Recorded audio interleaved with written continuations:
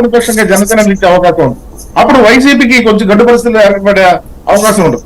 కాబట్టి రాబోయే ఇప్పుడే కాదు, 2024లో జరిగిన ఎన్నికల్లోనే ప్రధాన పాత్ర జనసేన ఎలాగైతే ఉందో 2029లో కూడా పవన్ కళ్యాణ్ గారు తీసుకున్న నిర్ణయం మీద, పవన్ కళ్యాణ్ గారు రాజకీయ పరంగా నిర్వహించే పాత్ర మీదే ఆ 2029లో కూడా తెలుగుదేశం కానీ వైసీపీ యొక్క రాజకీయ భవిష్యత్తు కూడా ఆధారపడి ఉంటుంది అనేది ఈ పార్టీలు కూడా గమనించుకోవాల్సిన అవసరం ఉంటుంది.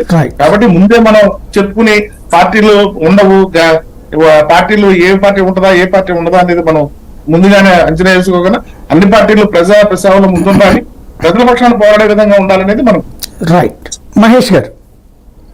సాయి గారు, నేను ఏదైతే సమాజంలో కానీ లేదా ఆంధ్రప్రదేశ్ రాష్ట్ర రాజకీయ ముఖ చిత్రంలో వైఎస్ఆర్సీపీ ఉండకూడదు అని నేను చేసిన కామెంట్ కి నేనే కాదు, ఇది జనసేన పార్టీ, మీకు గుర్తుంటది, పవన్ కళ్యాణ్ గారు పదే పదే చెప్పేవాళ్ళు, వైఎస్ఆర్సీపీ సమాజానికి పట్టిన చీడ పురుగు, వైఎస్ఆర్సీపీని ఎరాడికేట్ చేయాలి సమాజం నుంచి. మీకు కొన్ని రీజన్స్ చెప్తాను ఎందుకు.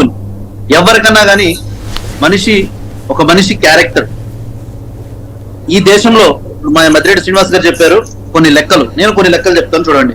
నేను చెప్పిన ఏదన్నా తప్పు అయితే మీరు సరిదిద్దండి, దానికి మీరు ఏం చెప్పినా నేను వింటాను. క్రిమినల్ కేసెస్ లో భారతదేశంలో అత్యధికంగా ఉండేది వైఎస్ఆర్సీపీకి, కరప్షన్ కేసెస్ లో అత్యధికంగా ఉండేది వైఎస్ఆర్సీపీకి, నెంబర్ 1.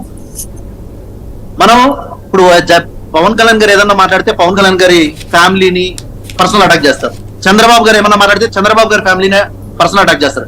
ఇలా పర్సనల్ అటాక్ చేయడంలో భారతదేశంలో నెంబర్ 1 పార్టీ వైఎస్ఆర్సీపీ. సరే, అది వదిలేద్దాం.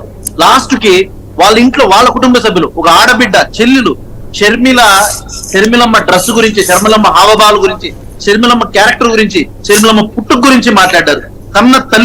కన్న తల్లి క్యారెక్టర్ గురించి కూడా వైఎస్ఆర్సీపీ వాళ్ళు మాట్లాడేశారు. కన్న తల్లి గురించి కూడా, కన్న తల్లిని పార్టీల నుంచి గెంటేశారు. దాంట్లోనూ వైఎస్ఆర్సీపీ నెంబర్ 1.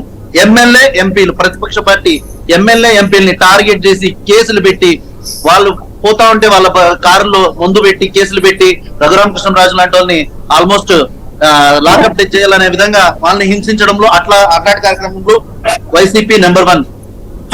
లాస్ట్ కు వైన్స్ విషయంలో తీసుకున్నాం, భారతదేశంలో వైన్స్ లో ఇలా సంపాదించవచ్చు, అసలు డబ్బులు అనేదే లేకుండా, ఫోన్ పే ఇట్లాంటి ట్రాన్సాక్షన్స్ కాకుండా బ్లాక్ మార్కెట్ ని గవర్నమెంటే బ్లాక్ మార్కెట్ లో ముందు నమ్మొచ్చు అనేది అని కనిపెట్టిందే వైఎస్ఆర్సీపీ. దాంట్లో వైఎస్ఆర్సీపీ నెంబర్ 1. క్యాస్ట్ రిలీజన్ అనే ఒక కుల మత ఘర్షణలు పెట్టి దానిలో పబ్బం గడుపుకొని ఎలా రాజకీయం అనేది చేసి చూపించింది వైఎస్ఆర్సీపీ నెంబర్ 1. గుడులు, భారతదేశంలో ఇన్నేళ్ల చరిత్రలో ఇన్ని టెంపుల్స్ పైన ఏ రోజైనా ఇంత దౌర్జన్యంగా గుడుల్లో విగ్రహాలు ధ్వంసం చేయడం ఎప్పుడైనా జరిగిందా? దాంట్లో వైఎస్ఆర్సీపీ నెంబర్ 1. బూతులు తిట్టడంలో, రాజకీయానికి ఎవరన్నా ఒక యువకులు చదువుకున్న